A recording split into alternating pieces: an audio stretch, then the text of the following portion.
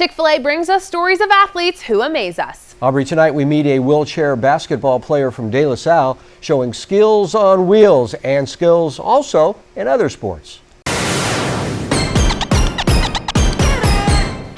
Thomas Giovanola is a sports nut. He loves watching games, but mostly he loves playing games. I love being competitive. It's great to have a team, another set of people who understand what I'm going through fully. It's other disabilities to be sure, but everyone's gone through the same stuff. Thomas plays for the Road Warriors wheelchair basketball team, but he played lots of other sports, including sled hockey and lots of outdoor adventures. Thomas was diagnosed with spina bifida, where inside the womb the spine is not forming correctly. The Giovanola family decided to have a surgery performed on Thomas before birth that would stall the process before it got any worse. Can we help children have better outcomes if we close their spine in utero or if we close their spine after birth?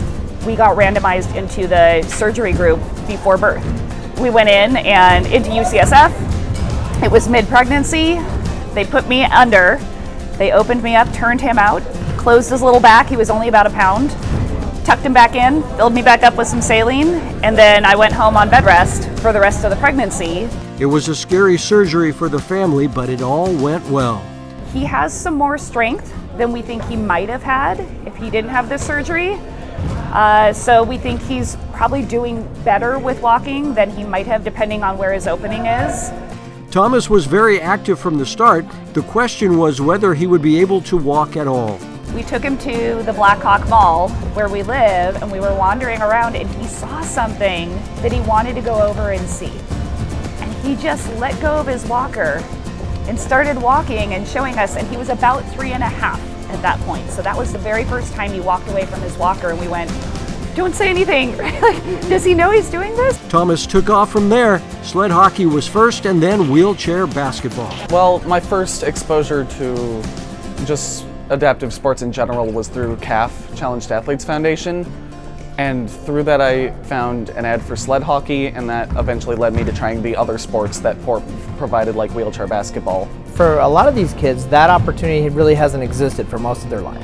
And they find out, what it's like to be on a team, what it's like to work for a common goal, what it's like to start having a little bit more discipline and to start having expectations of success and to really start pursuing something that's bigger than yourself. Wheelchair basketball gives Thomas that outlet to compete with other young people who each have their own disabilities. I get to spend time with my teammates after games, at hotels while on trips. A big part of going on trips is just hanging out with the team. Sure, we play games and such, but socializing will always be a bigger part of that for me. Despite a challenging start to his life, Thomas has thrived. He is now an accomplished athlete and successful student who hopes to maybe be an animator one day. Until then, he keeps rolling along as a top defensive star for the Road Warriors. Thomas says the people at De La Salle are very accepting of him, that making friends at De La Salle is really easy. Great community there, so that's no surprise, but so good to see him doing very well. And a crazy surgery and everything in vitro to get to this point, but worked out well. And he's excelling just in everything he does. Yeah, and in the classroom as well. Thanks, Robert. I'm Robert Brownstein. And I'm Aubrey Tolliver. Thanks for watching. Make sure you subscribe to our YouTube channel and check back every Sunday night. And watch us every Sunday night at 6 and 10 p.m. on NBC Sports California. We'll see you at the games.